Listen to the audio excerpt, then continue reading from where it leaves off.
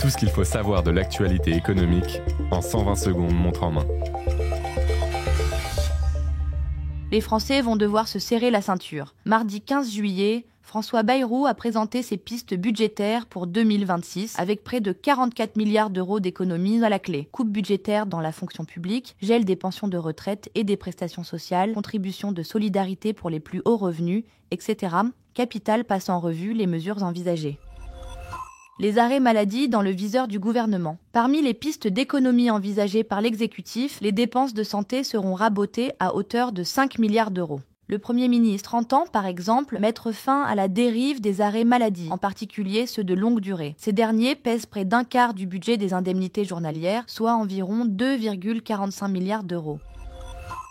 La baisse est officielle. Le 1er août, les taux de vos livrets d'épargne réglementés vont bien diminuer. Le ministre de l'Économie et des Finances, Éric Lombard, l'a confirmé ce mercredi 16 juillet. Le taux du livret A et du livret de développement durable et solidaire, LDDS, va chuter de 2,4% actuellement à 1,7%. Le taux du livret d'épargne populaire, LEP, passera lui de 3,5% à 2,7%. Plus de détails sur Capital. Ferrero croque deux marques cultes. Le groupe italien, connu notamment pour son Nutella et ses Kinder, vient d'annoncer deux acquisitions majeures. Le groupe américain Kellogg's, le spécialiste des céréales pour le petit déjeuner, et Carambar & Co, spécialiste de la confiserie. En déboursant près de 3 milliards d'euros pour ses emplettes, Ferrero élargit son périmètre d'activité et booste son chiffre d'affaires.